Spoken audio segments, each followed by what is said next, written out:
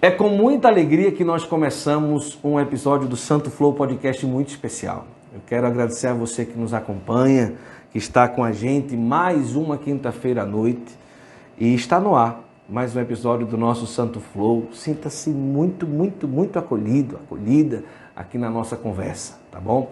Eu quero convidar você a pegar uma cadeira aí, ficar pertinho aqui da gente. Tem até bolo hoje. Olha. Égua, bom demais. O negócio tá bom, tá bom. Olha, deixa eu falar para você. Eu estou recebendo hoje no Santo Flow dois irmãos muito especiais, tá certo? Que é o nosso querido Rodriguinho, fundador da comunidade Porta Fide aqui de Recife, e o Gabriel Marquim, fundador da comunidade Dos Viventes, aqui também de Recife. Agora, por que tão especiais? Primeiro, porque são novas comunidades que fazem um trabalho muito especial aqui em Recife. E são comunidades que, de certa forma, tiveram uma proximidade com Dom Henrique, no qual eu tive a graça de conviver, estar perto. Resumindo a história, nós temos aqui uma reunião de filhos espirituais de Dom Henrique, de irmãos, de amigos, de pessoas que, de certa forma, tiveram a vida marcada por ele. Claro que durante toda a nossa conversa nós não vamos tratar somente de Dom Henrique, mas claro que nós vamos passear por isso também. Mas muita coisa a gente vai conversar nessa mesa bonita, nessa sala bonita que a gente está aqui hoje no nosso Santo Flow Podcast. Antes de conversar com eles, eu quero dizer que é uma tristeza se você ficar com essa live só para você, tá? É muito feio. O que é que você vai fazer? Você vai pegar um link agora que nós estamos aqui trazendo para você essa transmissão. Você vai copiar esse link, se você está na TV, pega o celular rapidinho, aí vai em compartilhar, copiar o link, aí você copiou, aí você vai pegar os grupos de WhatsApp, os grupos do Telegram, e você vai levar para lá.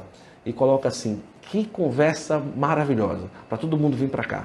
E a gente conversar nessa noite muito especial. Olha, tem um cafezinho, tem uma aguinha, prepare também sua pipoca, seu cafezinho aí. Rodriguinho, seja bem-vindo ao Santo Flow Podcast. Obrigado, Guto.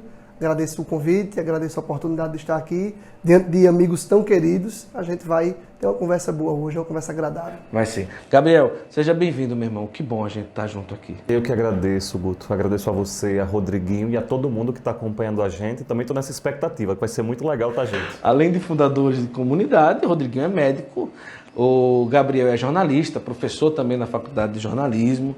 E assim, são irmãos muito queridos, né? Talvez durante a vida e a correria nós não tivéssemos a graça de fisicamente ter a oportunidade de ficarmos tão próximos, mas pela missão, pela vida e de certa forma pelo amor que nós tínhamos a Dom Henrique, nosso Senhor providenciou esse momento tão especial aqui. Mas, Rodrigo, você tinha tudo para viver em paz. Tinha, meu irmão. Esse foi o melhor começo possível. Você tinha tudo para viver em paz, como médico, sua esposa também é médica. Mas, assim, do seu início de vida, de conversão, nasceu ali, desde colégio, como é que foi? Lembrei de Dom Henrique agora. Veja, a gente não tem como lembrar dele, vai ser o tempo todo lembrando dele, né? Mas lembrei dele, que Dom Henrique dizia, alguém disse que eu sou o mensageiro da paz. Epa, eu não sou mensageiro da paz, eu sou mensageiro de Cristo. Se Cristo mandar eu fazer guerra, eu faço guerra. Se Cristo mandar eu ser da paz, eu sou da paz. Mas realmente a gente tinha tudo para viver em paz. Gabriel também. Eu nasci numa família de cultura católica. Você disse, sua conversão? Não tive. Eu não tive esse momento de conversão. Desde que me entendo por gente, eu sou católico.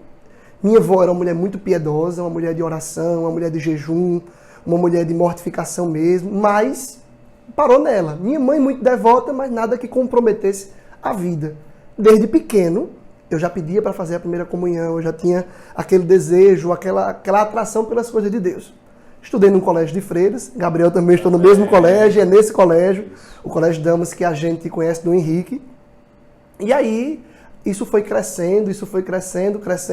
Durante 10 anos da minha vida, eu tinha um discernimento de que a minha vocação seria o sacerdócio. Do Henrique tem muita importância nesse momento aí.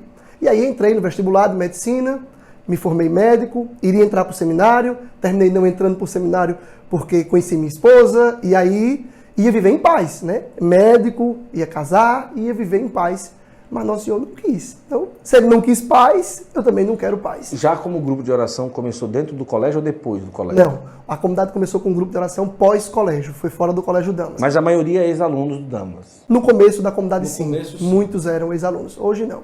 Hoje é bem misturado. Ah, sim, que maravilha. E você, Gabriel, quando que você decidiu perder a paz?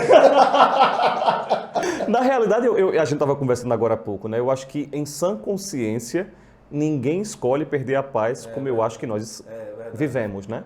Eu também, como o Rodriguinho, não tive um momento de conversão, né? Uma experiência retumbante, grande de conversão, porque como o Rodriguinho também nasci numa família católica, eu venho de uma família muito católica, do interior do estado, né? De São Caetano. Estudei... A dele é realmente muito católica. Graças a Deus, é realmente... Inclusive, hoje é muito interessante São porque... Caetano, vizinha Carol. Isso, exatamente. São Caetano Da Raposa, exatamente. São Caetano da Raposa. Quando eu vim para o dia que do Henrique foi sepultado, eu acabei à frente de um carro batendo numa raposa em São Caetano. Tá brincando? Verdade. Porque hoje, encontrar uma raposa lá em São Caetano é um fato histórico, né? Pois Porque ela- não tinha muita raposa, mas tem todo o processo de caça. Estourou e o tal. radiador do carro. Caramba! E quando eu vi era a raposa, ela morreu. Ainda bem, né? Imagina a raposa estourar, o pneu do ainda ficar bom, não tem condições. Eu sou de São Caetano, nasci aqui, mas com 15 dias fui para São Caetano, venho de uma família muito católica, inclusive é muito interessante porque minha família é enorme, tem membros na Comunidade dos Viventes, no Porta Fidei, na Comunidade Lumen, né? Em todo canto tem alguém da minha família, eu fico muito contente com isso, né? Meus pais, uma irmã que eu tenho é da comunidade, da nossa comunidade. Então, eu estudei no Colégio Diocesano em Caruaru, depois fui da infância missionária durante muitos anos em São Caetano, né? Com 9 anos. Olha aí. Então vamos lá, vamos fazer a prova, vamos fazer a prova. Vamos lá. Como pra Não, o hino é assim. Vida abundante ao mundo ofereço, quero acender a chama do amor. Sou missionário e mesmo pequeno, sirvo alegre ao rei. Eu sei toda! Mãe de Jesus na criança. E da criança. Tudo dos padroeiros. Rapaz, eu vou dizer uma coisa. Esse momento aqui. Já tá bom. Já pode cortar e acabou. E eu acho que o povo tá lá vendo. Que bandido doido! Fui da infância missionária, né, dos 9 anos aos 14 anos de idade. Uma experiência muito linda, porque eu era coordenador da infância missionária na zona rural de São Caetano.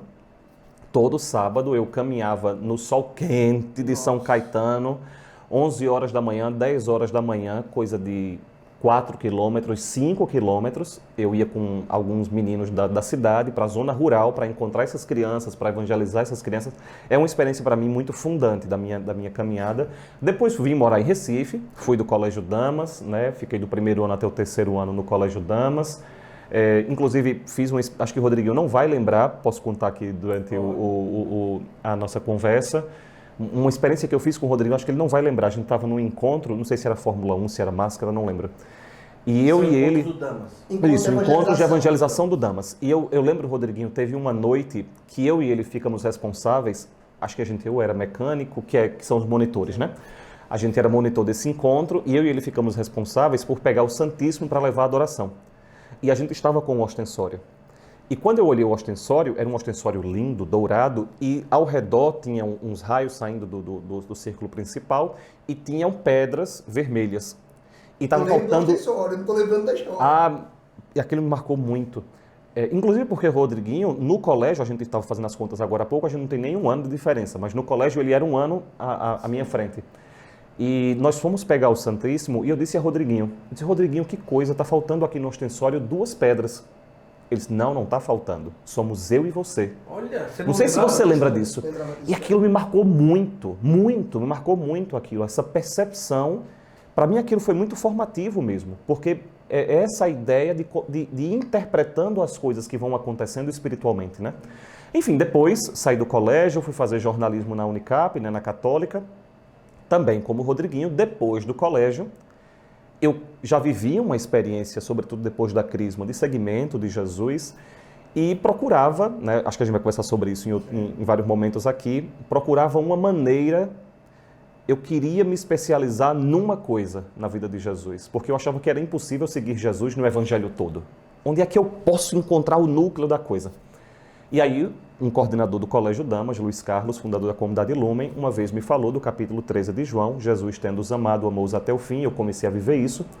Outras pessoas que já me conheciam, achavam que tinha alguma coisa diferente na minha experiência, perguntavam o que era, no começo eu resisti muito, depois comecei a contar, e aí pouco a pouco nós éramos 10, 50, hoje a comunidade existe. Olha, mas o nome Porta Fidei, Rodriguinho, vocês decidiram, mas Dom Henrique não teve parte desse processo, não. Já foi antes, né? O nome. Dom Henrique, eu conheço Dom Henrique desde 2001.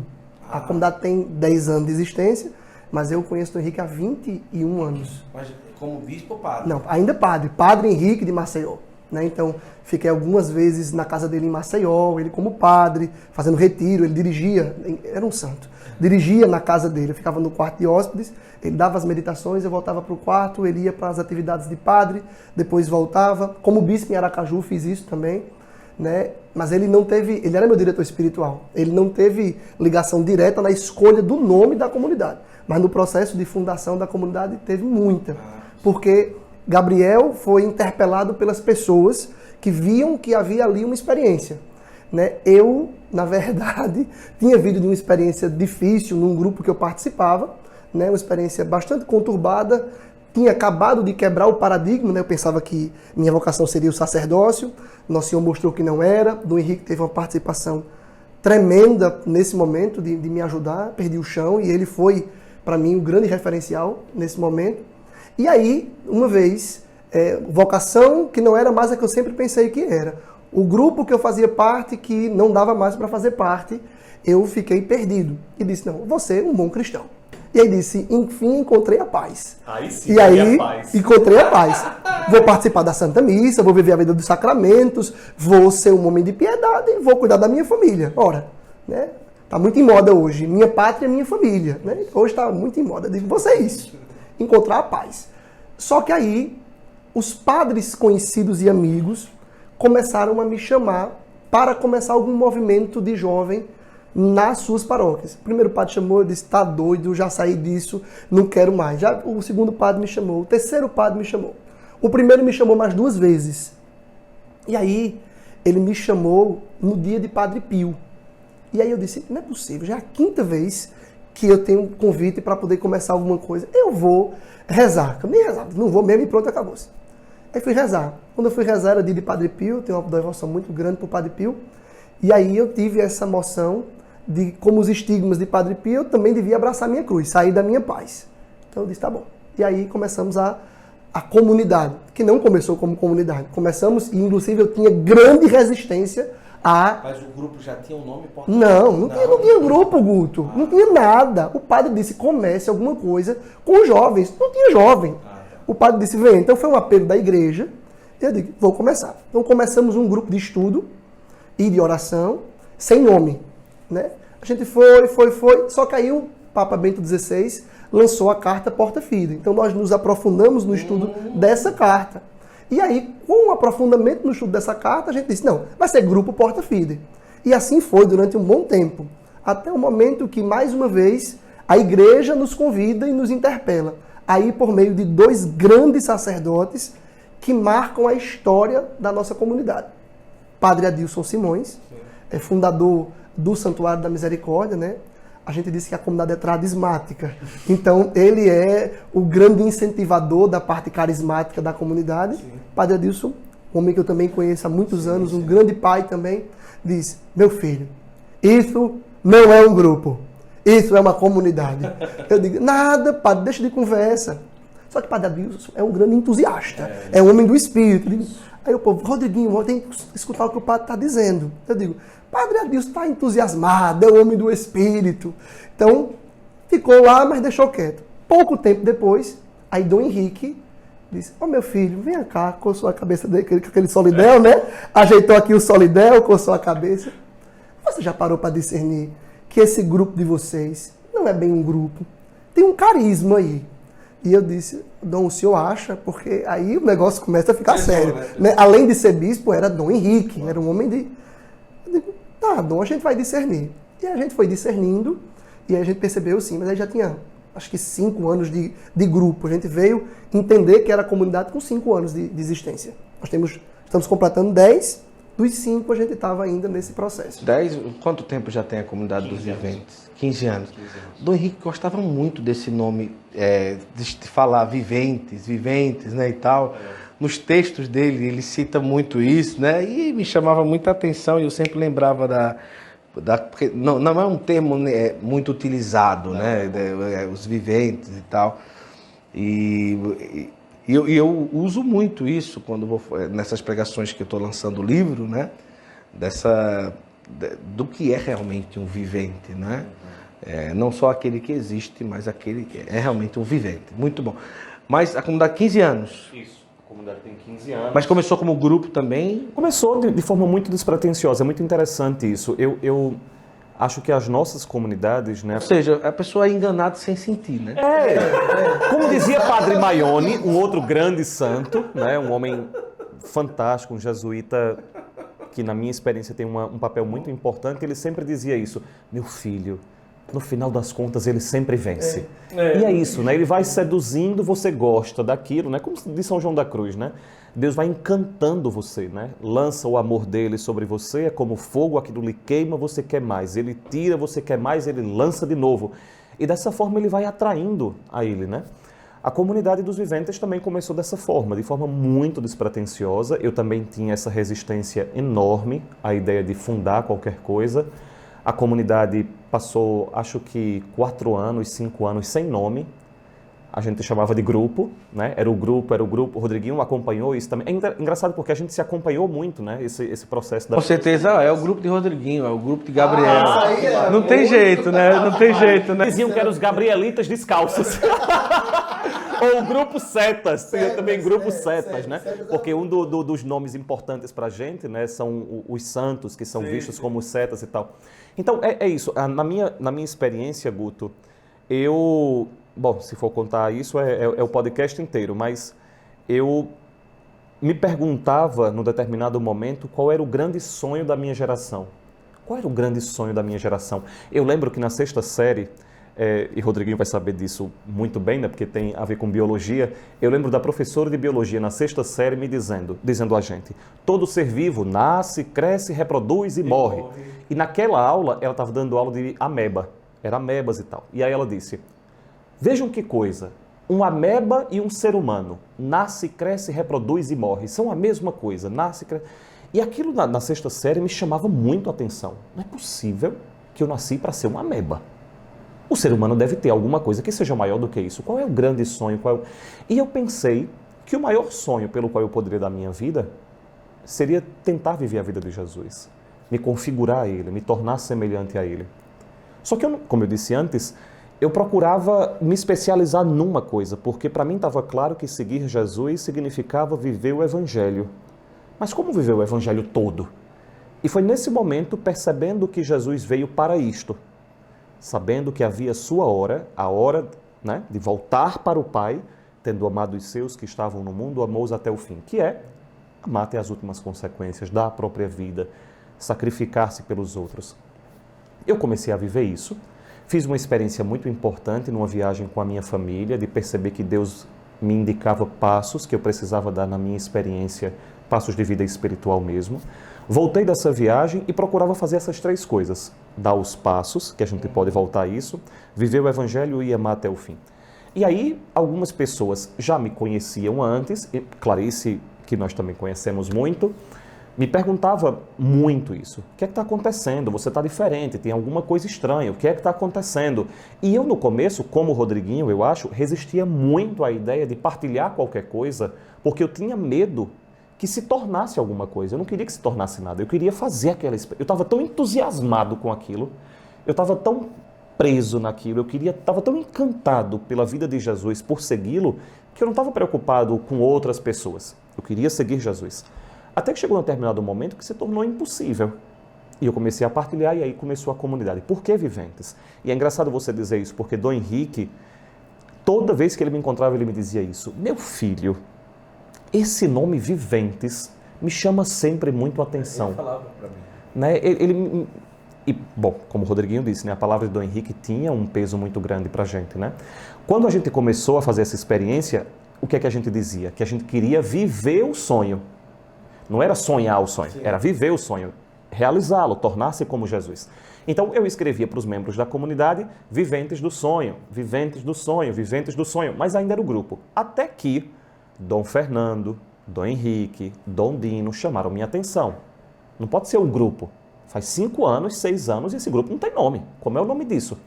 Aí eu li o livro de Bento XVI, Porta Fidei, Bento XVI de novo, Jesus de Nazaré, em que ele diz que uma das primeiras comunidades cristãs, lendo no Evangelho Jesus dizendo: esta é a vida, que te conheçam a ti, o único Deus verdadeiro, e a Jesus Cristo a quem enviaste, alguma das primeiras comunidades cristãs se chamaram os viventes.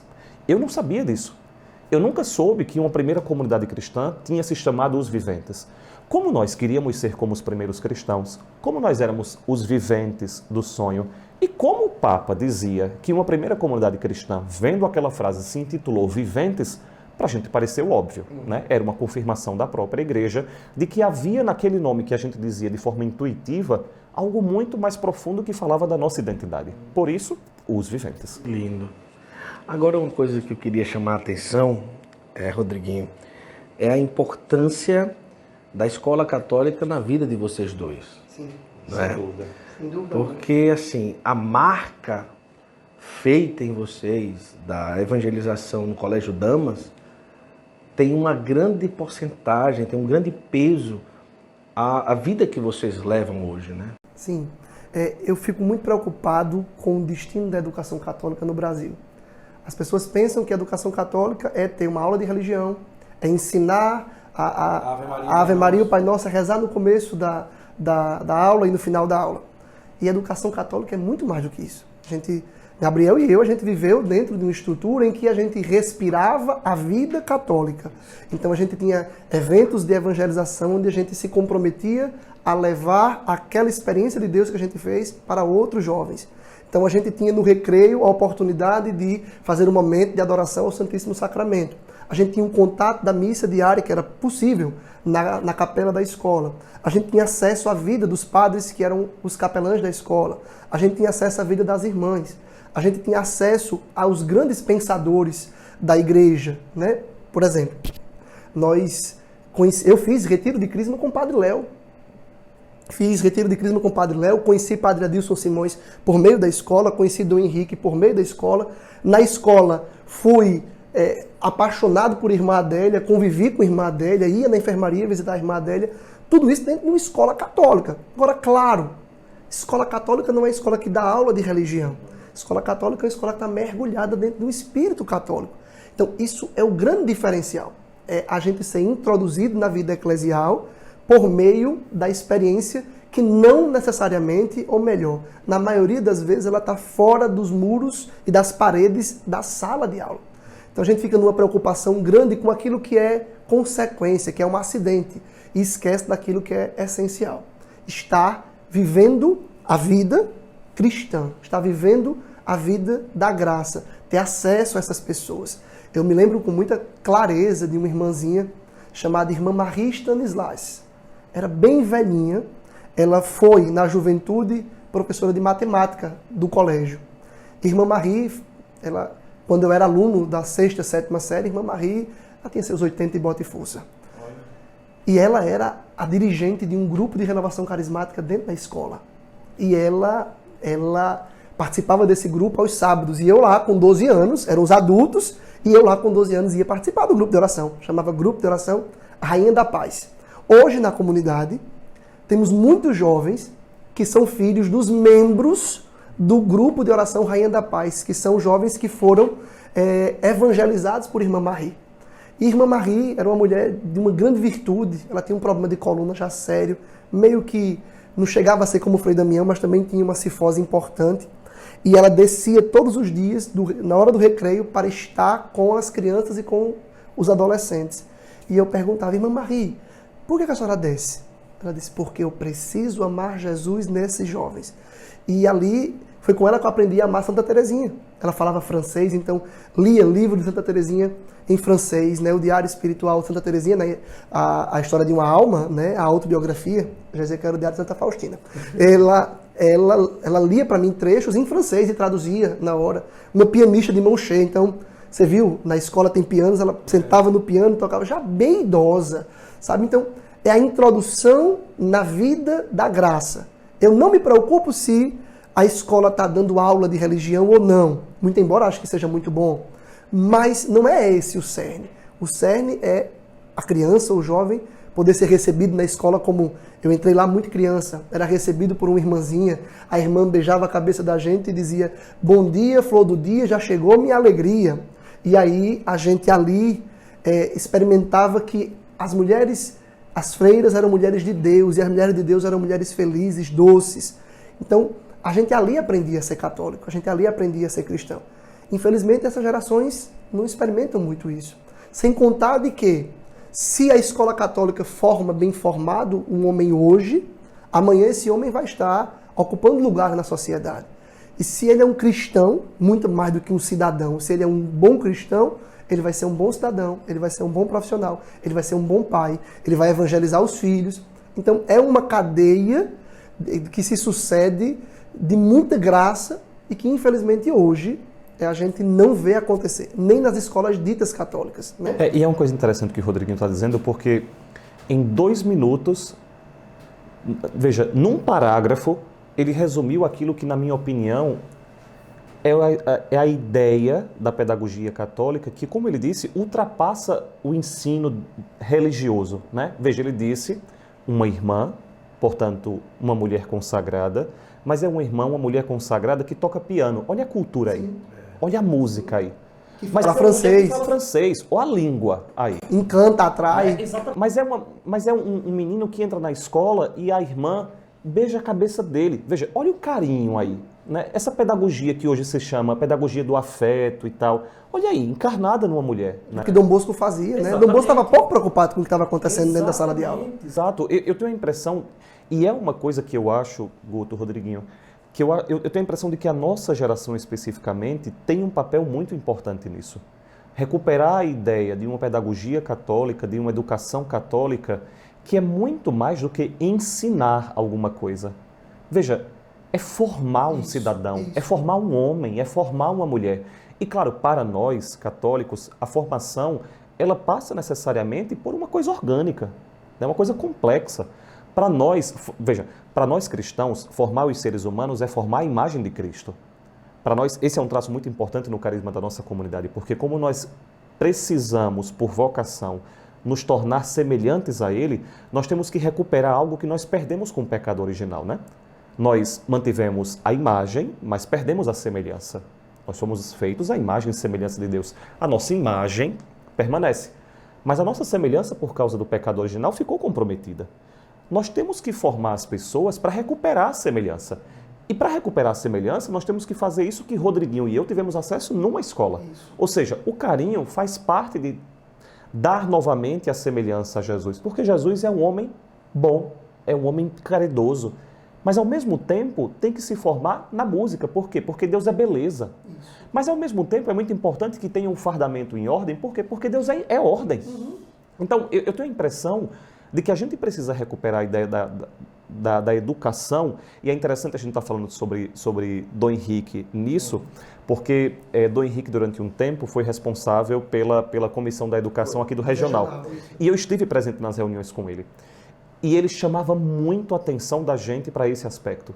Entender a educação católica como algo que ultrapassa a mera aprendizagem formal do credo, né, é muito mais do que isso. Né? Na realidade, minha gente, vamos ser francos, a gente precisa retomar a ideia de que quem construiu o pensamento ocidental foi a Igreja Católica. Isso. Veja, nós estamos aqui com São Tomás de Aquino, com Santo Agostinho.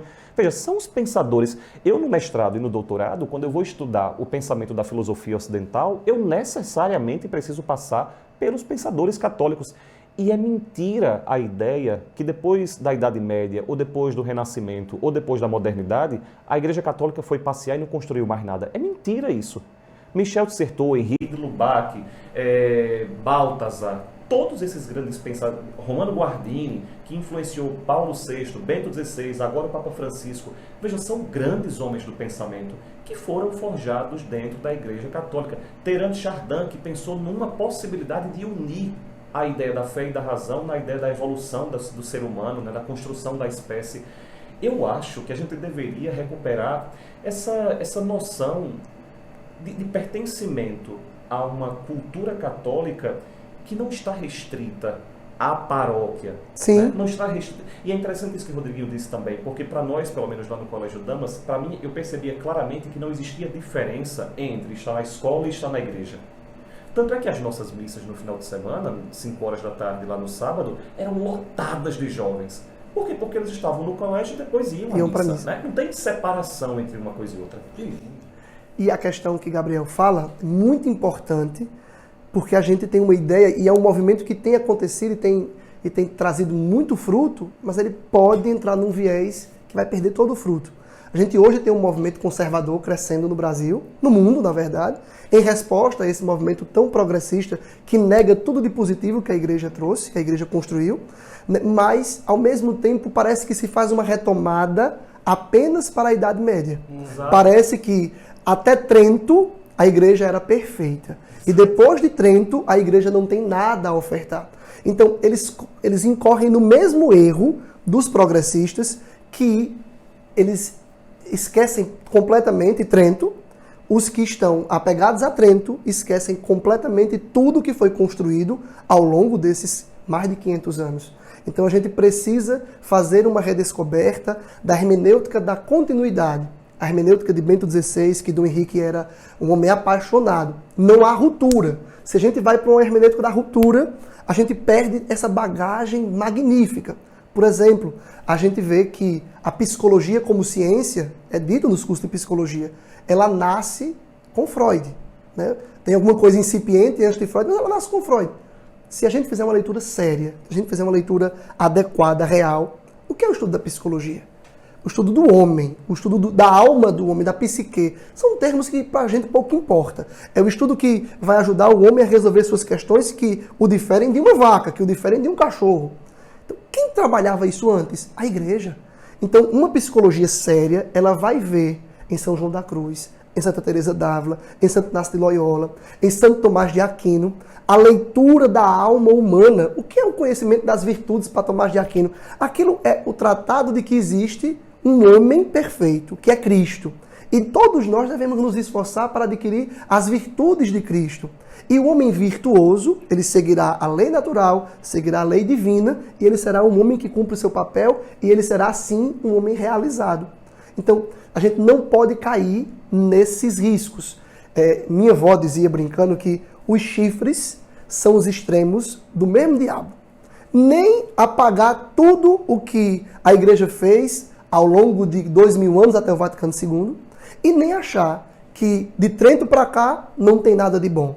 A gente precisa resgatar esses grandes homens que Gabriel citava, e a gente tem, né, nesses homens que a gente teve a oportunidade de conviver de perto, né, um pontificado como João Paulo II, Bento XVI, Francisco, pertinho da gente ali, Dom Henrique. A gente tem o Fulton Sheen, que fez um trabalho magnífico nos Estados Unidos. A gente tem, em termos de cultura mesmo, homens de cultura geral, como Chesterton, como Tolkien. Esses homens, eles têm cultura católica. A gente tem que parar com a ideia também, Gabriel já falou isso na música, de que para evangelizar eu preciso falar necessariamente das regras, das doutrinas, de espiritualidade. Eu evangelizo com uma bela música, eu evangelizo com uma bela peça de teatro, eu evangelizo com uma alta cultura. A gente falava... O tema não precisa ser religioso. Né? Não, de jeito nenhum, de jeito nenhum. Tem uma comunidade amiga nossa de Fortaleza, na verdade é um grupo, é uma comunidade, eles também ainda não sabem o que é que eles são. Eles acabaram de construir um musical, Gabriel. Que é uma coisa, Guto, é uma coisa fantástica. Chama O Reino de Monvero. É um musical falando sobre a coragem. O reino é invadido, os súditos têm que defender o reino, têm que virar soldados de última hora. Então é um musical com música de qualidade. Não fala necessariamente, explicitamente de Deus em momento nenhum, mas é alta cultura. A cultura com música excepcional. Depois eu mostro a vocês. Excepcional. Foram pro Teatro do Rio Mar, no shopping lá. Então, assim, A gente precisa ocupar esses espaços. A gente precisa. Veja, e não é ocupar esses espaços com ranço dos outros. Não é isso, não precisa disso. Os cristãos no começo não tinham ranço de ninguém.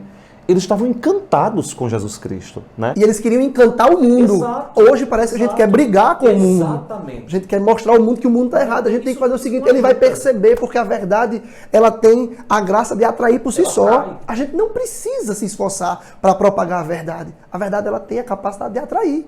Né? Rodrigo estava dizendo uma coisa agora que eu disse a vocês, né, no doutorado eu estou estudando atualmente o pensamento do Papa Francisco. Estou tentando propor a ideia de que o Papa Francisco está tentando ultrapassar a polarização do fenômeno religioso recente, que é ou o relativismo ou o fundamentalismo, né? E é uma luta porque a tendência de muitas pessoas é justamente tentar colocar o Papa Francisco ou como um fundamentalista, se você for na Argentina.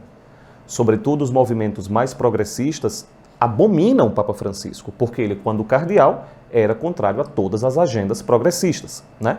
Mas se você for falar com os fundamentalistas, o Papa Francisco é um comunista, né? Então, o Papa Francisco, como na realidade, vamos ser francos, como todos os papas em todos os tempos, sempre foram taxados com os seus fundamentalismos de ambos os lados, né? Então, qual é a minha tentativa na tese?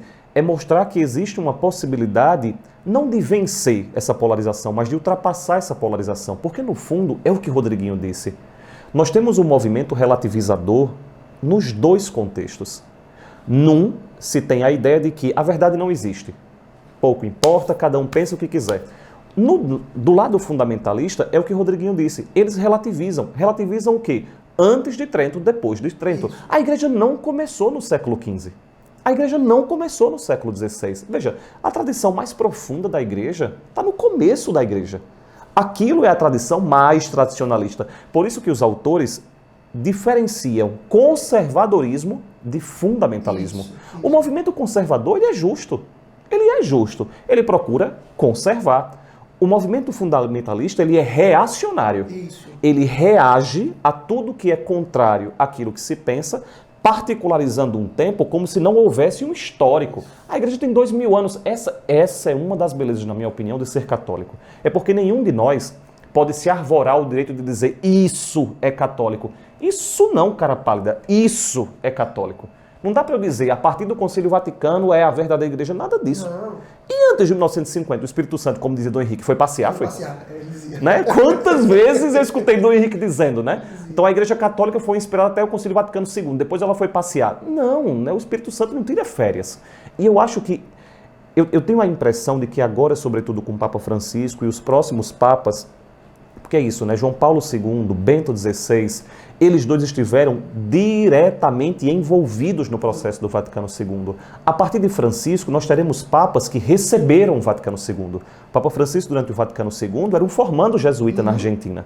Então, nós vamos ter agora todo um processo de papas, de bispos, de cardeais, de sacerdotes que estão recebendo o concílio. E nós somos uma geração de leigos, né, de jovens leigos, que estão procurando receber esse Vaticano II no espírito que Rodriguinho falou, de dar continuidade. Olha aí, acabou que está trazendo aqui comida pra gente. Essa é a melhor comunidade do Brasil. Que é a comunidade dos viventes. Foi uma mágica. Foi uma mágica. Pessoal, agora, Rodriguinho, uma coisa que a gente estava falando um pouco sobre a educação católica e tudo, né? E são palavras bonitas, mas vocês recebem na comunidade de vocês gente de todo jeito, né? E eu percebo, eu olhei no Instagram das duas, né? É um trabalho feito na evangelização, né? As duas com um trabalho fortíssimo também na área social, isso chama muito a atenção. Às vezes tem um certo discurso, né? Que as novas comunidades só rezam, né? Que as novas comunidades só rezam. Muito, mas... Então, vamos tentar resumir aí em 2 minutos qual o caminho de trabalho feito hoje pela Porta Fidei, né? A evangelização e também... Quem vai cronometrar esses 2 minutos? Modo de dizer, vamos lá. Na parte social? Não, geral, né? Evangelização. Como eu dizia, né? A comunidade, ela nasceu de um grupo de oração, depois virou comunidade. E aí o carisma, a gente queria entender. É porque o carisma é o jeito de viver da comunidade, né? Aquilo que Deus chama aquela comunidade a ser. Os membros dessa comunidade serão como? Então, o nome Porta Fidei veio de um retiro de discernimento, E nesse retiro, com o núcleo duro, com os primeiros, a gente fez também o discernimento do carisma. E a gente, para discernir qual era o carisma, a gente passou a ver o que é que a gente vivia. Isso. Então a gente não foi procurar ver o que é que Deus estava pedindo para a gente viver. A gente foi ver o que é que a gente já vivia pela vontade de Deus para dar nome a isso. Que é o melhor caminho, né? Então o carisma da comunidade tem pouco tempo, digamos assim. Mas tem 10, o carisma deve ter 5, mais ou menos. Não sou bom de datas. Então nosso carisma é defender a verdade, guardar a fé para a salvação das almas e o bem da Santa Igreja. E aí, a parte que a gente faz, né? A gente tem essa vocação meio que apologética, né? Da defesa da verdade, da custódia da fé. Isso está muito forte e muito arraigado dentro de nós, né? Mas para quê? Né? É aquilo que a gente conversava antes, não é para brigar com o mundo. A gente não defende a verdade para brigar com o mundo. A gente não quer guardar a fé para defendê-la do mundo. Pelo contrário. O que a gente faz é defender a verdade e guardar a fé para a salvação das almas. E aí, Guto, como é que se salvam almas? Como é que se salva almas? A gente procurou escutar a voz do Senhor. Desde sempre, salvar as almas era levar as almas para a intimidade com Deus e assim cumprirem a sua vocação, aquilo que Santo Inácio diz, né, o fim último da existência do ser humano.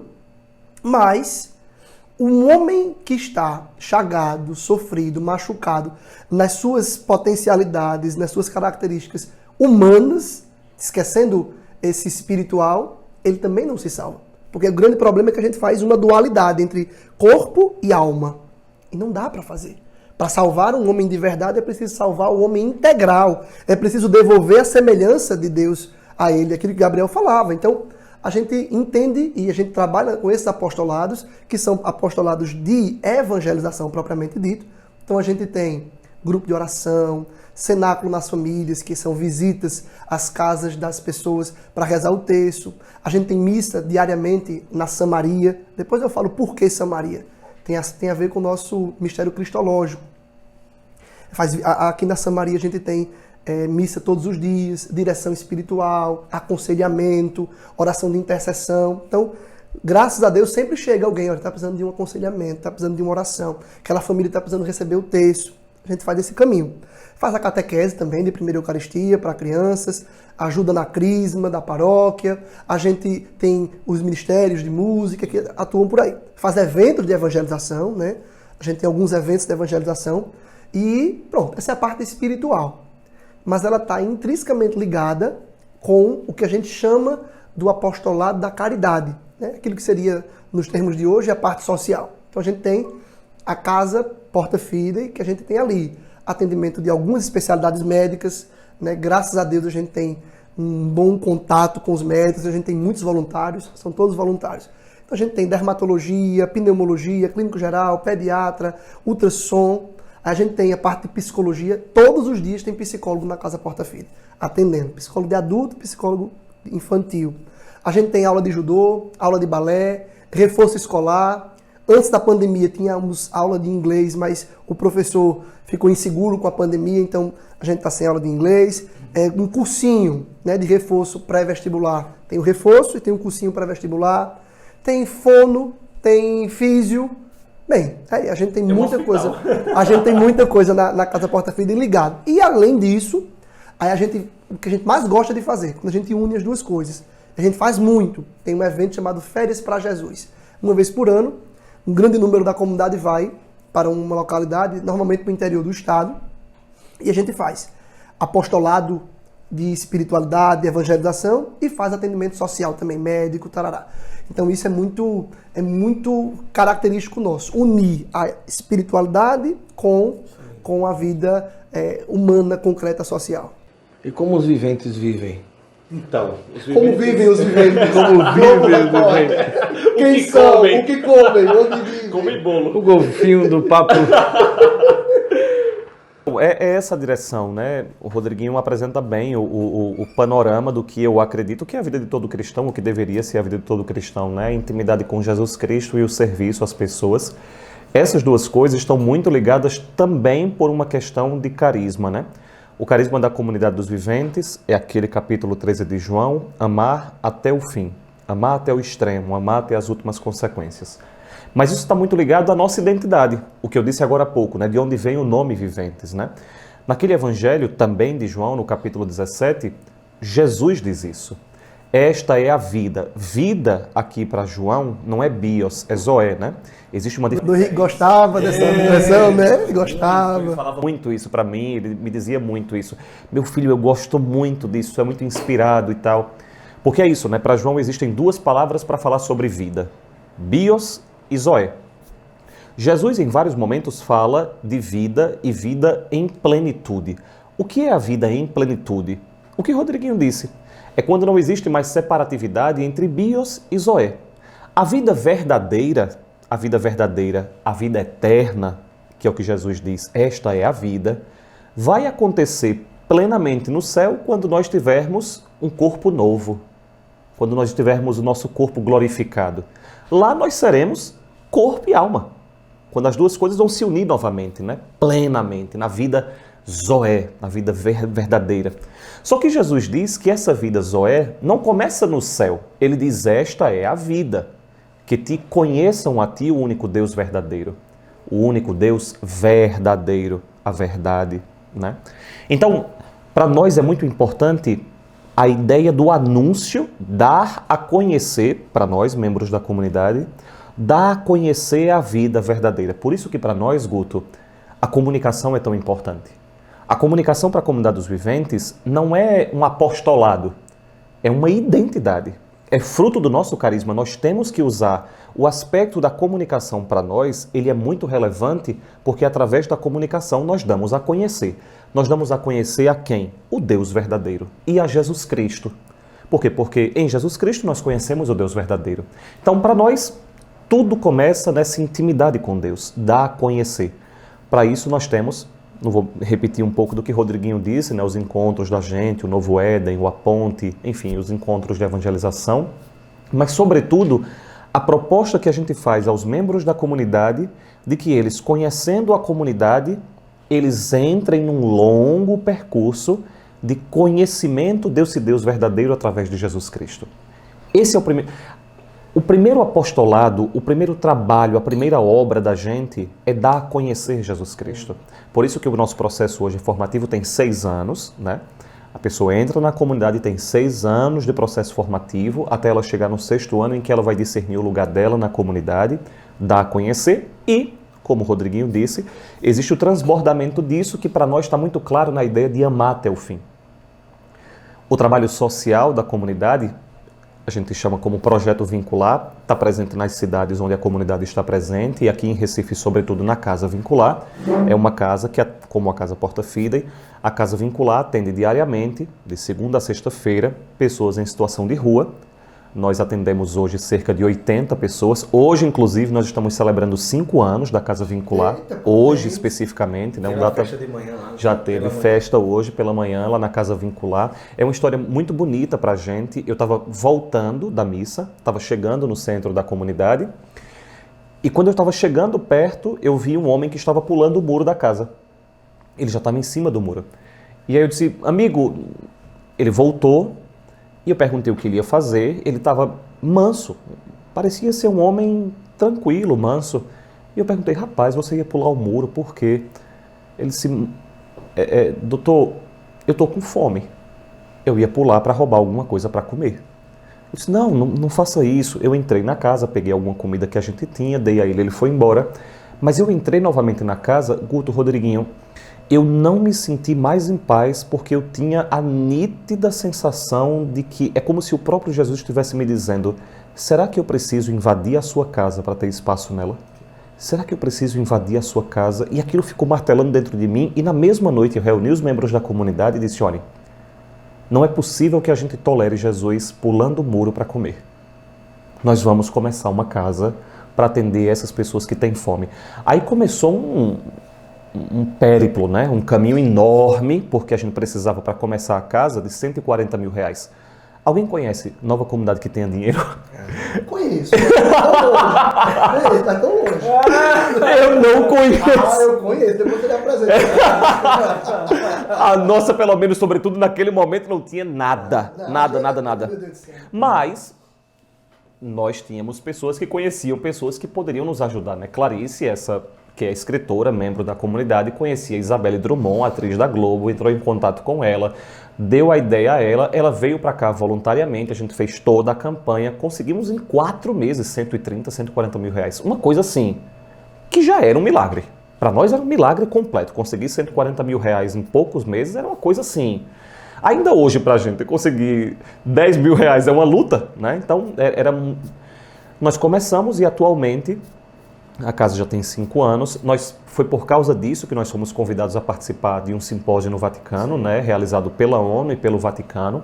Nós, em 2016, nos candidatamos a participar para apresentar a proposta da Casa Vincular. Nós éramos 50 do mundo, acho de 30 países. Do Brasil nós éramos os únicos. Eu fiz a apresentação da casa quando era um projeto. Recebemos menção honrosa do Vaticano e da ONU. Isso foi muito importante também na volta para conseguir os apoios, né? Foi lá que eu conheci o Papa. Na verdade, eu conheci o Papa Francisco em 2013. Em maio, ele tinha sido eleito, e em março, se eu não me engano. Agora, em 2016, né, nós encontramos novamente ele. Em 2017, por causa do projeto já realizado, nós fomos convidados a ser consultores desse mesmo simpósio. Foi aí que eu tive a graça de conhecer Bento, né? Estive com Bento 10 minutos, 15 minutos. Mas são os 10 minutos, 15 minutos que parece que você para no tempo, né? Você está na frente de uma pessoa que é comum. Como conceituar Bento XVI, né? E ao mesmo tempo um homem é muito estranho, que eu acho que é a mesma coisa que muitas pessoas talvez sintam de Dom Henrique. É verdade. Não sei se vocês percebiam, meu Deus, eu estou mudando completamente de assunto, mas vamos falar de Dom Henrique. A ideia é essa mesmo. Vamos falar de Dom Henrique. Não sei se vocês tinham essa sensação com ele, mas uma coisa era Dom Henrique na intimidade. Era um homem humilde, simples. Né? Como eu encontrei Bento, não sei se vocês imaginem o que significa eu ser apresentado a Bento XVI por Dom Dino, estava o hoje cardeal Görger, que era o secretário dele. É bispo, é arcebispo, ele não é cardeal não. Monsenhor Jorge, alguma coisa que eu não sei falar o nome dele. Jorge Görger. Meu amigo, aí você tem que arriscar um muito. Alemão aí. Ele, Bento, e aí Dom Dino disse, Santidade, esse é Gabriel, ele é fundador de uma comunidade, eu sendo apresentado como fundador de alguma coisa a Bento XVI. Aí Bento XVI, meu Deus, você é fundador de uma comunidade, então você recebeu um carisma de Deus. Olha. E eu pensando, meu Deus, Bento XVI está me dizendo isso. Aí Dom Dino, né, de bispo para bispo, Dom Dino perguntou ao secretário dele, a gente fala em que língua? Italiano e tal? Aí o secretário, não, qual é a língua que vocês querem falar? Podem falar português, porque é isso, né? Bento XVI. Qualquer coisa. Ele fala o que ele quiser. A gente começou a falar em português e ele respondendo em português, né? Enfim, é isso. Voltando então, a Casa Vincular acabou tomando uma proporção cada vez maior e voltando à casa, atualmente nós atendemos cerca de 80 pessoas, depois da pandemia cresceu muito, né, a quantidade de pessoas, para tomar café, almoço, tomar banhos, atendimentos médicos, jurídicos. Os trabalhos de evangelização foi uma coisa que Dom Fernando pediu a gente, numa audiência especificamente. A gente passou 1 ano, 2 anos em que a gente estava tão concentrado nisso que a gente não dava atenção a isso, mas em momentos específicos. E Dom Fernando disse, Gabriel, meu filho, vocês não são um trabalho social, lembrem disso. Vocês têm um carisma, vocês são filhos da igreja, precisam dar Deus. E para a gente é óbvio, né? Veja, anunciar a vida verdadeira. Então nós temos também um trabalho de evangelização com essas pessoas. Enfim, voltando a Dom Henrique, não, quem diz a tua, Guto? Não, fica à vontade. Não, isso que você falou sobre as pessoas... Nós tivemos a graça de conviver com o Dom Henrique, né? Onde eu chego. Na verdade, o livro, traz aí, por favor, 3 exemplares desse livro que está aí nessa sacolinha, por favor. Rodriguinho já tem, mas a gente vai fazer uma cena aqui, tá bom? Tá bom. Mas eu quero a completa. Ele quer a cena dele completa. Eu quero a cena completa. Autografado. Vamos trazer Outro aqui. dia estragar, não. Não, vamos Ó, trazer. ele não Eu sabia também que ele quero. botou 4, que ele tá achando que ele vai ganhar um também. Eu disse também. Davi. Assim, a pergunta que as pessoas fazem a mim, por ter aparecido nos vídeos, né, onde eu chego, as pessoas perguntam como foi conviver com o Dom Henrique, como era e tal, né? E a segunda coisa que eu mais escuto é assim, quando o Dom Henrique morreu, era como se morresse alguém próximo. Da minha família, né? As pessoas que não conviveram, né? E a gente que teve a graça de conviver, estar perto e tudo. Quando a gente estava com o Dom Henrique, realmente era essa sensação, realmente. Você está ali de um homem extremamente... que se esforçava em ver você bem, primeira coisa, né? Podia ter 10 pessoas na mesa almoçando com ele, mas cada uma se sentia única para ele, né? Porque ele dava muita atenção e era muito... E conquistava todo mundo com aquela conversa, com aquele sorriso, com aquela capacidade de envolver as pessoas, né? Ali tudo, né? Mas você conheceu como padre, né? E tudo, né? E era menino, né? Quando, né? E teve a graça de ir crescendo, amadurecendo, e Dom Henrique e tudo. E como médico ainda, nos últimos momentos, tentando trazer informações, né, e tal. Então, assim, vamos tentar trazer aí pelo menos 3 marcas importantes. Tipo assim, olha, 3 coisas marcaram a minha vida através de Dom Henrique, para a gente poder trazer para as pessoas que estão nos acompanhando. Então, vamos lá. Para não ser repetitivo, eu vou pegar tem um momento muito forte, vou falar dele bem rapidinho, vou fazer 4 momentos, tá certo? Eu deixo. Os 4 livros, 4 momentos. Rodriguinho, já tem o meu e o dele vai ser meu também. Davi. Então é meu, tem Davi. Quando conheci o Henrique, lá atrás, ele Padre Henrique ainda, existia dentro de mim já, né? Isso aí eu tenho consciência plena, de que Deus colocou no meu coração esse amor pela tradição da igreja, pela liturgia, pelo culto divino bem celebrado. Então, isso já existia dentro de mim. Só que naquela época, né, tenho 35, vamos lá atrás, 2001, 2002, por aí. Eu tinha o quê? 16 anos, 17 anos. A estrutura de igreja não estava clara, então não existia assim. Hoje, quem quiser saber de liturgia, vai no Instagram e segue as páginas de liturgia. Hoje, quem quer entender sobre paramentos, acabou. E aquilo me fascinava e me atraía, só que parecia que era algo exótico, era algo que era da minha cabeça. E quando o Henrique, eu lembro que eu fiz um curso de liturgia com ele, pronto, caiu um véu assim, eu disse, pronto, é isso que eu admiro. Então, isso mexeu muito comigo, a ponto de ali, depois do contato com o Dom Henrique, o retiro que fiz, é isso que eu quero ser padre. Então, Dom Henrique teve uma porção gigantesca nesse meu desejo, nessa minha decisão de ser sacerdote. Eu queria ser padre para ser como Dom Henrique. Sim. Eu queria ser um Henrique Soares pequenininho, magrinho. Na época eu era bem magrinho, né? Então, hoje, coitado, mas... As coisas mudam. Mudam. Mas foi isso, o primeiro ponto foi isso, né? Ele me encantou, o sacerdócio dele me encantou a ponto de eu querer ser também. O segundo momento forte com Dom Henrique foi exatamente quando eu descobri que não era isso que Deus queria de mim. Eu podia querer ser como Dom Henrique, querer ser um sacerdote, mas não era a vocação que o Senhor tinha para mim. E aí foi a minha juventude, final da adolescência e juventude inteira, com isso muito bem esquematizado. Então a minha vida estava muito bem desenhada. Eu iria terminar o curso de medicina e depois iria entrar para o seminário. Então eu vivi nesta função, com muita coerência, eu vivi nessa direção. Então quando eu descobri que não era isso que Deus queria de mim, eu perdi o chão.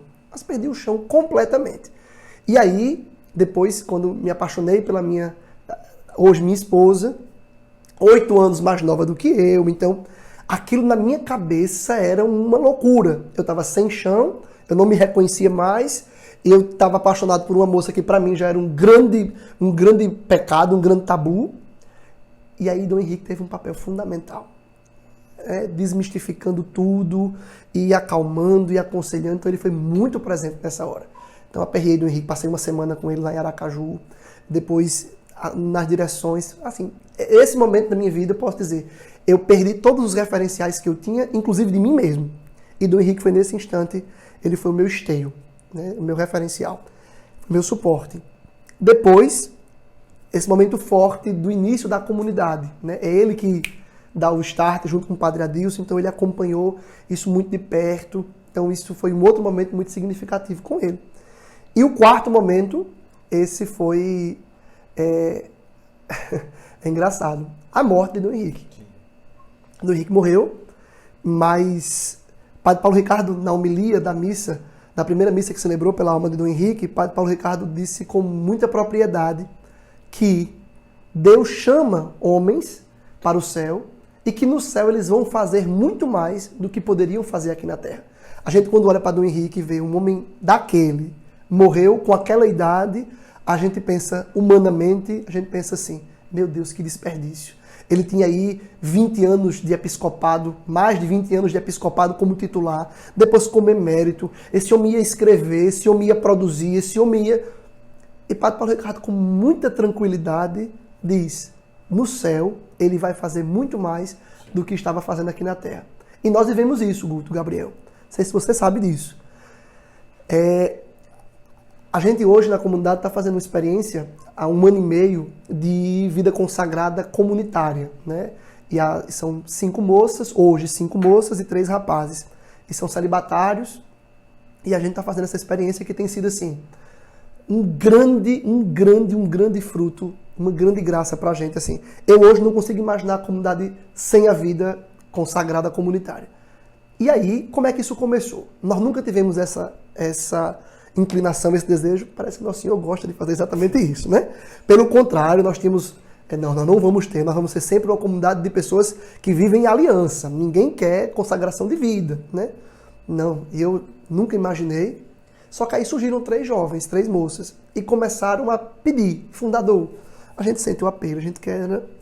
Não. Depois fui vencido, e aí disse, tá bom, vamos começar um discernimento. Então, 2 anos a gente passou de discernimento. E nesse discernimento, o caminho inteiro, eu fui tendo a clareza de que realmente era a vontade de Deus.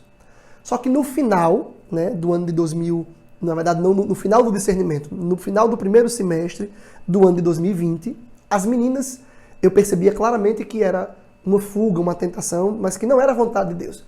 Mas as meninas vinham numa direção, as 3, cada uma individualmente, vinham numa direção de dizer, a gente vai encerrar por aqui, a gente não quer mais, a gente percebeu que não é a vontade de Deus. Eu percebia que já era a vontade de Deus. Eu que no começo não queria, não acreditava que era a vontade de Deus, foi o inverso, no final. Só que eu percebi que dali não ia sair mais nada. Tinha que acabar mesmo aquele discernimento. E aí estávamos marcados uma conversa, neste momento seriam as 3 e eu, já tinha conversado individualmente com cada uma delas. E aí eu disse, vamos marcar uma conversa, já fui rezar, elas foram rezar também. E estava muito claro, eu iria dizer, acabamos o discernimento, vamos seguir a vida, isso não é vontade de Deus. Mesmo no meu coração, eu sabendo que Deus desejava, mas não era a hora. Quando for da vontade de Deus, isso vai acontecer. Então marcamos a conversa. A conversa foi marcada para o dia 18 de julho de 2020. Dia que Dom Henrique faz sua Páscoa. E aí, as meninas estavam a caminho da Casa Porta Fide, quando eu ligo, dizendo assim, Dom Henrique faleceu, eu não tenho condição de ir. Vamos remarcar essa data. E aí, porque realmente foi o meu pai que morreu. O sentimento foi o mesmo, não tem diferença. E aí, remarcamos para 15 dias a conversa. Só que a morte de Dom Henrique, ela mexeu comigo de tal forma que eu sentia na oração, não devo dizer às meninas, a gente encerrar por aqui. Não devo mais. Eu devo propor a elas mais uma vez e devo propor que está na hora da gente começar mesmo, sair do campo das ideias e começar. Mas aí ao mesmo tempo eu dizia, mas eu acho que elas estão num caminho contrário. Ok. 15 dias depois da conversa, né? Nessa quinzena, as 3 vieram e disseram, nós estávamos decididas a encerrar o caminho e aí viver cada uma a sua vida. Mas a morte de Dom Henrique gerou em nós a certeza de que vale a pena dar a vida por Nosso Senhor e é isso que a gente quer. E a gente saiu dali com a certeza de que a comunidade de vida iria começar e começamos no início do ano seguinte, no início de 2021. Então assim, o ponto mais marcante da minha vida com o Dom Henrique foi no dia da sua morte. Todo esse caminho, ele perde grandeza diante desse momento. Assim, ele fez no céu mais do que fazia aqui na terra. Então agora eu queria Gabriel, vamos trazer, ele trouxe 4. Você, assim, é que nem debate político, né? Você tem direito a uma tréplica, uma réplica, o mesmo tanto dele. Se você quiser 3 ou 4. Rapaz, estava escutando, né, Rodriguinho, e pensando aqui do privilégio que nós tivemos mesmo, né? E você também dizia isso, nós fomos realmente muito privilegiados por conviver com um homem que, para mim, quanto mais o tempo passa, mais eu vou tendo consciência de que realmente era um homem santo, né? Era um homem de Deus, né? Como ele muitas vezes me disse que eu deveria ser, né? Eu também conheci Dom Henrique na época de Padre Henrique, também lá no Colégio Damas. Talvez a minha experiência de igreja, no fundamento, muito semelhante à de Rodriguinho, mas em alguns aspectos muito diferente da dele. Eu tive uma experiência de igreja até os 15 anos, 16 anos de idade, muito temente a Deus, muito piedosa, mas ao mesmo tempo muito resistente à ideia de igreja, instituição, hierarquia e tal, né? Eu fui muito formado dentro de uma lógica com uma certa resistência, amando, mas resistindo à igreja. Tanto é que eu lembro que na minha crisma, que nós fizemos, né, no colégio, eu me declarava um apaixonado revoltado com a igreja. Por quê? Porque eu era o protótipo do menino formado com aquela concepção de uma igreja medieval e atrasada e tal. Rodriguinho, Dom Henrique assumia sobre mim o mesmo efeito. Eu tinha dentro de mim uma resistência àquele homem de batina, mas ao mesmo tempo uma atração que me incomodava. Eu me irritava com o Padre Henrique, porque ele, ao mesmo tempo em que me intimidava pela batina, pelo clésima, todo de preto, dizendo que concordava com tudo da igreja. Eu sou católico, e ele não tinha medo de dizer nada. Então isso me dava uma sensação de, não, esse padre é medieval. Mas ao mesmo tempo tinha alguma coisa nele que me atraía muito. Eu acho que isso foi o que fez com que as irmãs, lá no colégio, me chamassem sempre para perto dele. E aí eu comecei a ter os embates homéricos com o Padre Henrique, né? Eu fui muitas vezes na residência das irmãs para isso, para embates com Dom Henrique.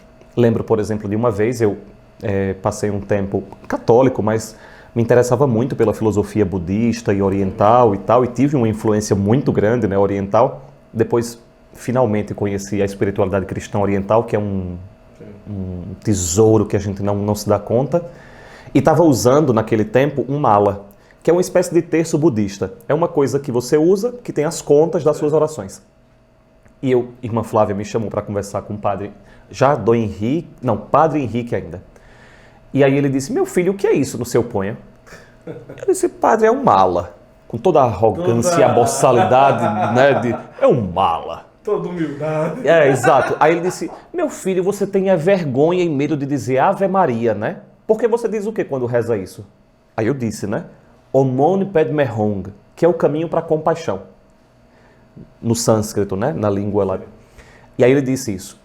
Tem vergonha de dizer o nome de Nossa Senhora, não diz Ave Maria, porque tem medo, é covarde de dizer aquilo que é. Aquilo causava dentro de mim uma raiva daquele homem, mas ao mesmo tempo tinha uma coisa que me encantava nele. E eu acho que essa coerência que num jovem ou causa resistência ou causa atração.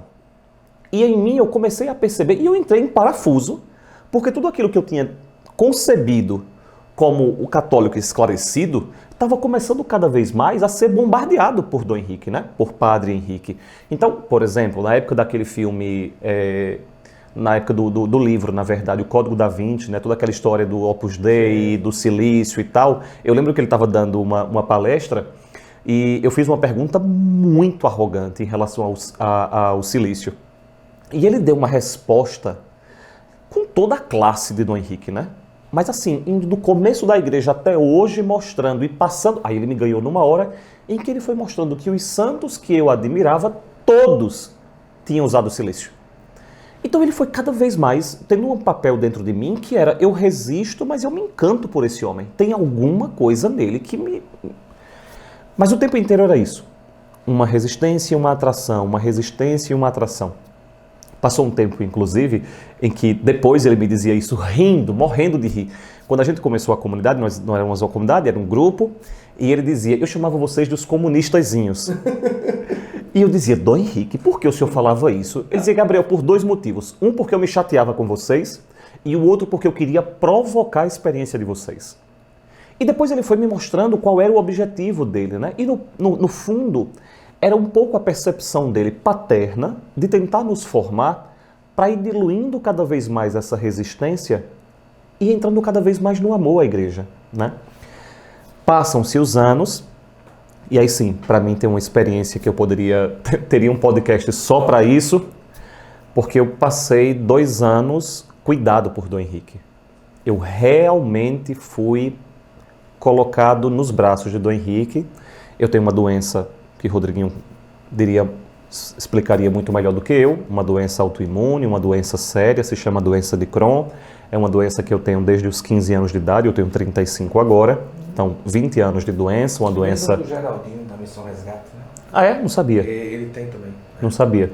Então, tenho há 20 anos esse diagnóstico, tive muitas dificuldades, muitas crises, é muita dor, é muita cólica, é muita diarreia, perda de peso, hemorragia, enfim, uma série de coisas, e dezembro de 2017 eu tive uma crise muito séria, fui levado ao hospital, conseguiram debelar, a infecção já estava instalada, passei um tempo fora de casa para voltar para fazer a cirurgia, mas senti num dia específico muita dor, precisei voltar para o hospital às pressas, tive que fazer uma cirurgia em 2, 3 dias para tirar a parte do intestino que estava comprometida. Eles fizeram anastomose, colaram as 2 partes do intestino, mas isso arrebentou, né? Não segurou a cola lá, a costura, né?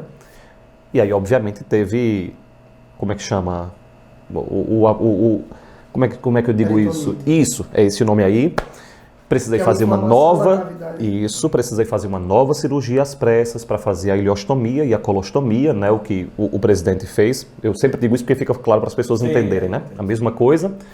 Então, passei um ano todo de bolsa por causa disso e tal, mas precisei fazer novamente um procedimento para fazer umas lavagens. E aí começou a entrar num processo que foi me deteriorando cada vez mais. Eu fui para a UTI mais de 3 vezes, na 3ª vez eu estive realmente muito perto de morrer, fiquei com infecção generalizada, os rins começaram a parar, o pâncreas começou a parar, o fígado começou a parar, os pulmões começaram a parar, eu comecei a ficar respirando já numa ventilação pequena, mas comecei a ser ventilado por ali.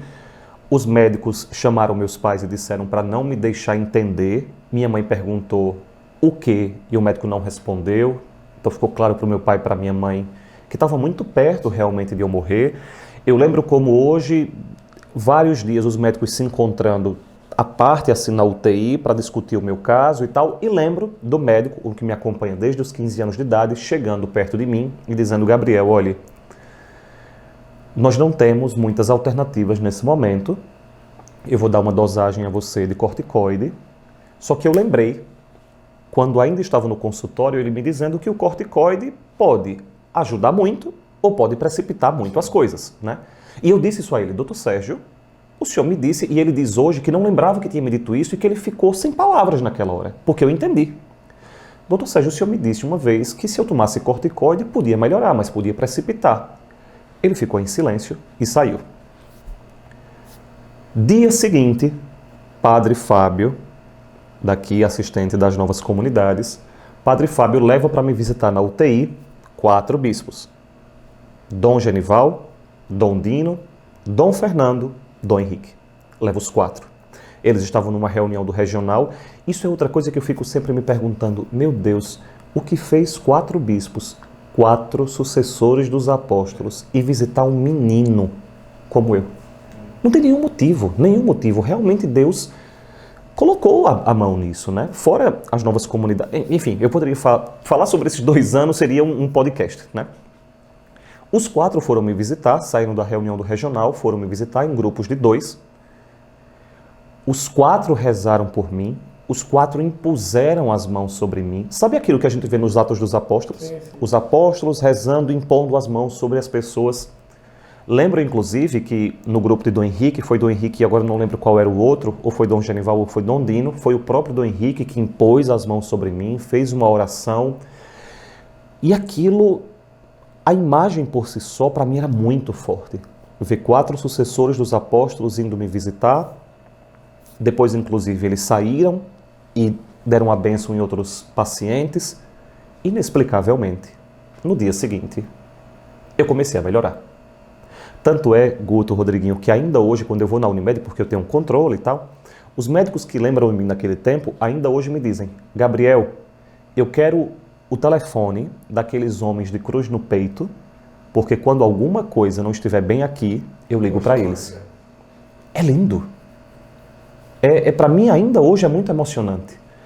É muito emocionante você perceber médicos que eu conheço quem são, absolutamente não são racionais, racionalistas, cartesianos, positivistas, me dizendo: aqueles homens de cruz no peito têm alguma coisa que nós não temos.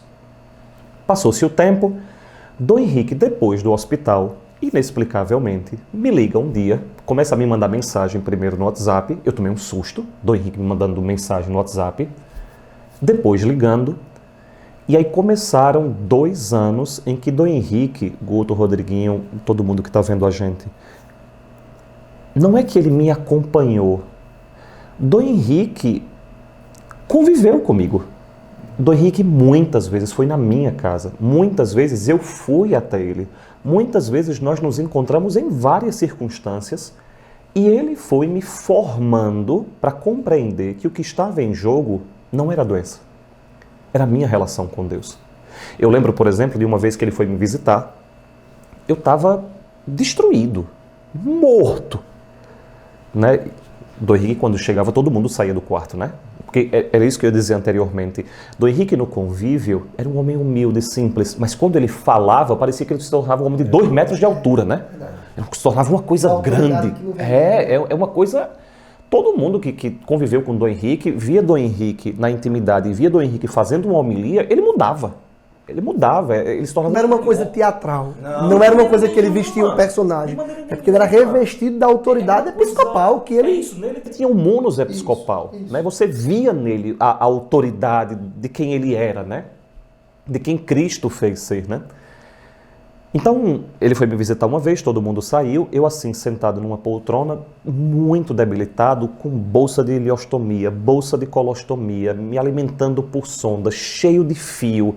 Uma coisa, eu estava inerte, imóvel. Lembro dele sentado assim, olhando para mim. E eu chorava, e ele só olhava para mim. E uma das vezes ele me disse: meu filho, cadê o seu doutorado? Cadê o seu doutorado? Cadê sua comunidade? Cadê sua família? Cadê sua inteligência? E a minha impressão era essa: criatura, tu não tá vendo como eu tô, não? Tu ainda vem para dizer um negócio desse? E aí ele dizia: Gabriel, nunca vou esquecer. Deus é coisa séria. Você é um menino bom e reto, mas tem que ser um homem santo e de Deus. Deus é coisa séria. E ao mesmo tempo, depois de dizer isso, com toda aquela força que ele tinha, levantava. Eu posso dizer uma coisa que talvez poucos homens podem dizer. Dom Henrique, e outros, mas nesse dia sobretudo, Dom Henrique não passou abraçado comigo menos de 5 minutos. Eu, aos prantos, eu chorava. Era gritando de tanto choro. E esse homem, meu Deus, ainda hoje para mim é muito emocionante mesmo lembrar disso. Eu, aos prantos, sentado na cadeira, esse homem de pé de batina, como ele está aqui, agarrado comigo e me sustentando enquanto eu soluçava, ele com a mão na minha cabeça e de vez em quando beijava a minha cabeça e passava a mão na minha cabeça até eu me acalmar e sentar de novo. E o que ele deve ter dito muitas vezes a você: diga. E esse homem passava, Guto, Rodriguinho, 2 horas, 3 horas comigo. E eu pensava: meu Deus, esse homem é bispo e está perdendo esse tempo comigo. Quando eu fui fazer a cirurgia de reversão em São Paulo, eu lembro de ter mandado uma mensagem para ele: Dom Henrique, eu vou viajar para São Paulo para cirurgia. Posso ver o senhor agora? Sim. Corri como um louco para Palmares sempre agora. Sempre assim. E Gabriel, tu sabes o que eu acho impressionante?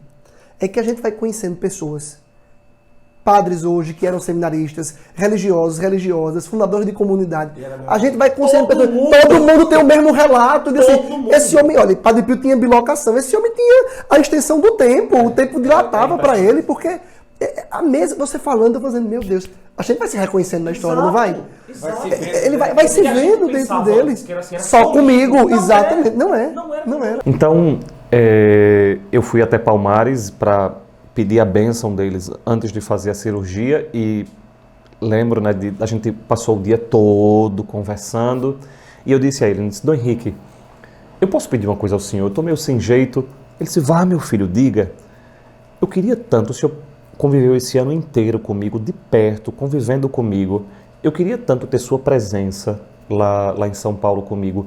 O senhor poderia me emprestar uma cruz sua? Para eu ter sua presença? Ele, claro, agora mesmo. Aí subiu, trouxe uma cruz dele, né, de bispo, me entregou, depois a gente foi na capela e eu me ajoelhei e ele rezou por mim. Foi lindo realmente. Lá em São Paulo a gente trocava mensagens, acho que Guto deve ter acompanhado isso, né? Assim, a gente se falava o tempo inteiro. Voltando, uma das últimas vezes que eu encontrei, pessoalmente, eu trouxe a cruz, né? E disse, Dom Henrique, vim lhe devolver, muito obrigado e tal, não sei o que. Ele disse, não, meu filho, eu quero que você fique com ela, porque para sempre, quando você olhar para essa cruz, você vai lembrar que eu estou sempre perto de você. Em 2019 eu tive vários problemas de saúde ainda, por causa de fístula e tal. Ele voltou a acompanhar tudo muito de perto, muito de perto. Me revelou uma vida mística que eu não conhecia. Dom Henrique se tornou... Sim. Eu aprendi o que se... Engraçado, né? Porque a maior parte das pessoas talvez conheça a vida mística através da renovação carismática. Eu conheci através de Dom Henrique. O cúmulo da tradição, né? Mas eu conheci a vida mística através de Dom Henrique. No dia da morte de Dom... Bom, eu poucos dias antes dele ser internado fiz uma live com ele, naquele tempo da pandemia. A gente falou sobre o Espírito Santo, que era algo que ele falava o tempo inteiro, né? Ele se tornou um homem da vida mística, da vida sobrenatural. Pouco tempo depois ele foi internado. Falei ainda com ele algumas vezes enquanto ele estava doente, mas em casa. E a minha sensação é essa, é de que quando ele morreu, eu soube... Aqueles 15 dias, uma semana, foram apreensivos para todos nós, né? Nós todos ficamos apreensivos com aquilo. Quem me ligou foi Padre Fábio, o mesmo padre que havia levado Dom Henrique para me visitar no hospital, e disse isso, Gabriel, Dom Henrique, e eu entendi. Padre Fábio começou a chorar de lá, eu de cá, e eu vou dizer uma coisa a vocês, eu fiquei desconsolado. Eu passei a noite, eu não conseguia fazer outra coisa a não ser chorar, porque a minha impressão era essa. Eu tinha perdido um pai espiritual mesmo, né? Alguém que se... É isso, a minha impressão é de que Dom Henrique tinha perdido a vida dele por mim. E é o que a gente conversava, né? A minha impressão era, mas ninguém vai entender o que eu estou sentindo. E no dia seguinte, e no outro, eu comecei a perceber que comigo tinha uma multidão de gente que sentia a mesma coisa, né? Como é possível que aquele homem conseguisse se dedicar sendo quem ele era? Dom Henrique era uma sumidade, minha gente. Sim. Dom Henrique era um homem aclamado no Brasil inteiro e até fora do país. Claro. E ele se dedicou a mim.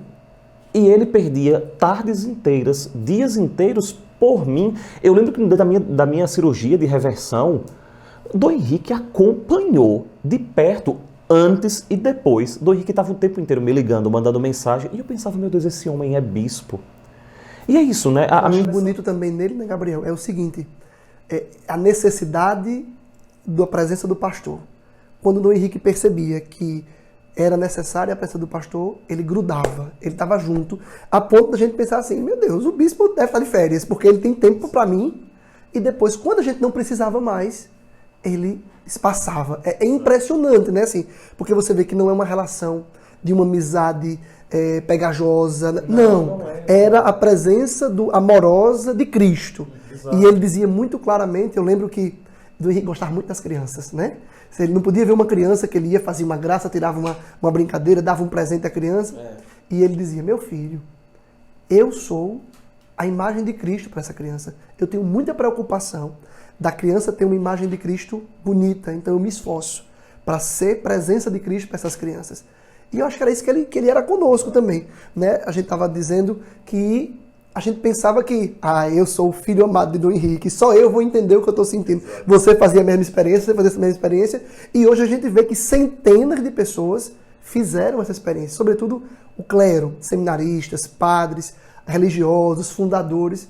Então, assim, um homem extraordinário. Um homem extraordinário. Eu tenho a impressão de que a gente ainda vai levar um tempo para se dar conta da herança de Dom Henrique. Eu realmente acho, minha gente, que a gente ainda não captou tudo que é Dom Henrique. Eu tenho certeza. Né? Eu tenho a impressão de que a gente ainda vai levar um tempo, e por isso a sabedoria da igreja desses 5 anos, até se pensar realmente na abertura de um processo de beatificação. Bom, para mim, quem sou eu? Mas eu realmente creio muito na santidade de Dom Henrique. Creio firmemente que Dom Henrique está no céu. Né? Creio firmemente que ele está no céu. Não, eu tenho que crer. Exato. Porque se Dom Henrique não estiver no céu, não tem mais ninguém lá não, viu? Se ele não estiver, eu nunca estarei. Não, eu não estarei nunca. Eu nunca estarei. Então, eu tenho a impressão de que esses 5 anos, eles são muito importantes, e eu acho que essa é uma responsabilidade nossa, da gente manter nesses 5 anos uma fidelidade ao Dom Henrique que nos ensinou a ser fiéis à igreja. Isso.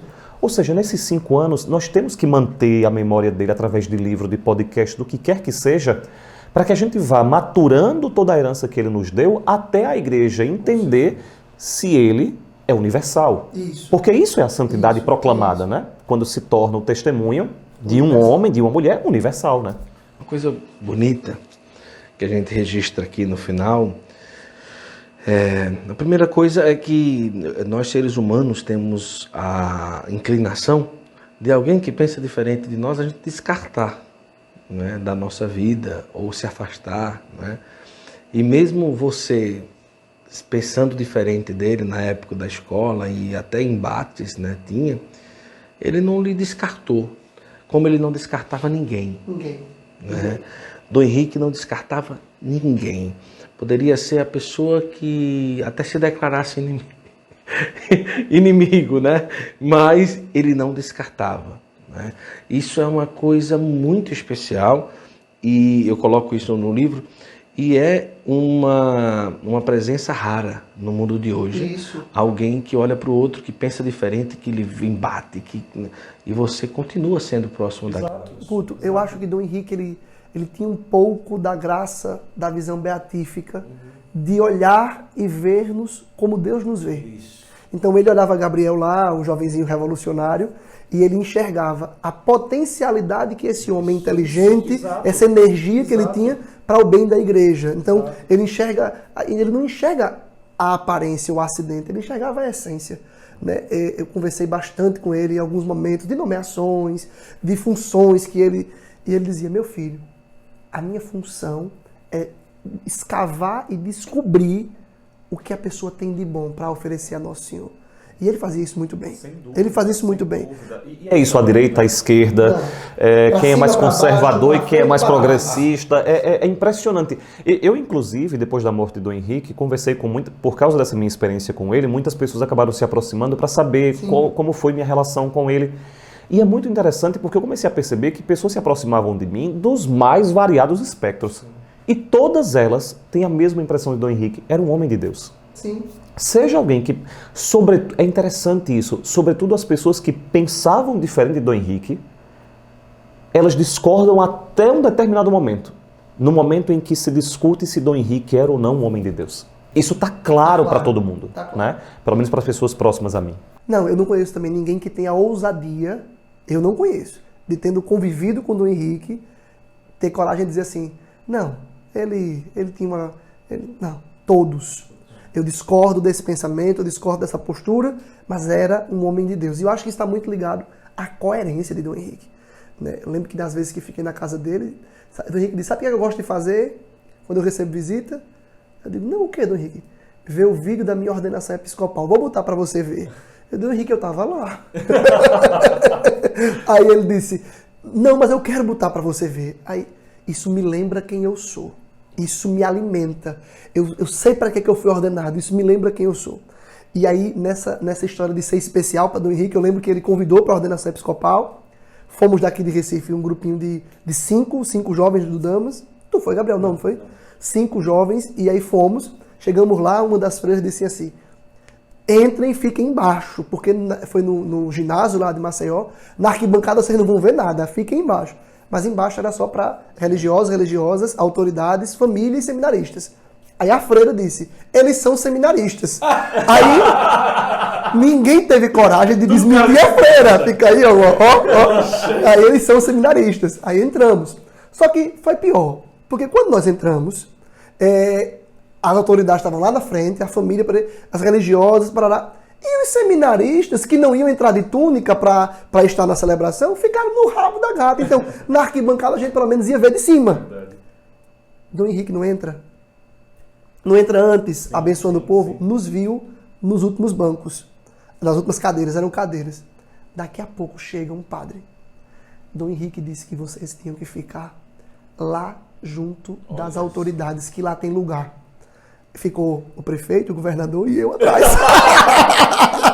E nós atrás, éramos 5. Então assim, isso mostra assim, meu Deus, quem somos nós? Quem éramos aqueles jovens para Dom Henrique, que está no dia mais importante da vida dele, onde ele tem ali autoridades, políticos, bispos, padres, o povo de Deus, e ele lembrar de que a gente tinha ido ali para participar da ordenação dele e lembrar de nos colocar na frente. Ele podia ter dito assim: esses meninos estão muito metidos, deviam ter ficado na arquibancada. Ou então deixa eles aí mesmo. Deixa eles aí mesmo. Mas veja, você se preocupar com... Perceber. Depois se preocupar e depois agir. É muito. É muito. Esse era o nosso Dom Henrique. Olha só, vou deixar um livro para cada um, um dom especial. Muito vou devorar. Termino hoje, viu? Termino hoje. Mesmo, pois é, não vejo a hora de chegar em casa. Dedicar aqui para você. A apresentação de Dom Rui. A apresentação de Dom Rui, prefácio do Padre Gabriel e o pós-fácio do Padre Marlon Múcio. Rapaz, equipe de mas- peso aqui, viu? Pelo menos os prefaciadores prestam. Esse daí presta. Agora eu fui humilde, Eu né? não sei se o autor conversa, vai ser excelente.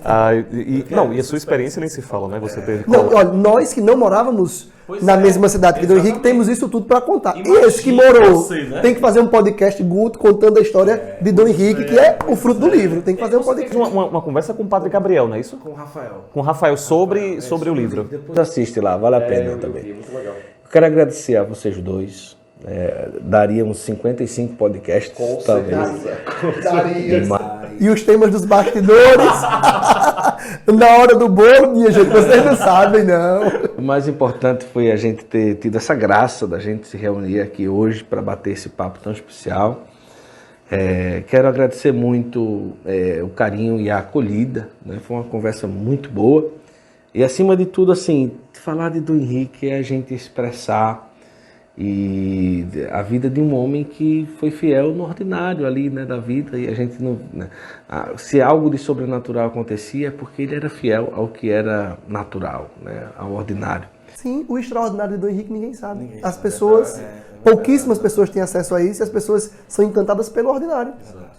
Então, muito obrigado. Que Deus abençoe. Eu quero pedir a vocês sigam e conheçam a comunidade Porta Fidei do Rodriguinho e também a comunidade dos viventes do Gabriel. Muito obrigado, Rodriguinho. Que é isso. A gente tá aqui feliz da vida. Obrigado. Feliz da vida. Gabriel, obrigado, viu? Obrigado, Rodriguinho. Desculpem qualquer coisa. Gente, desculpa, meu Deus do céu, eu que sou todo espanaviado aqui, atrapalhando aí a coisa, metendo na fala de Gabriel. De jeito nenhum. A você, muito obrigado. Até o próximo Santo Flow. Se Deus quiser. E sigam as comunidades. Conheçam 2 preciosidades da Santa Igreja que você precisa conhecer. A comunidade Porta Fidei e a comunidade dos viventes. Tchau, tchau.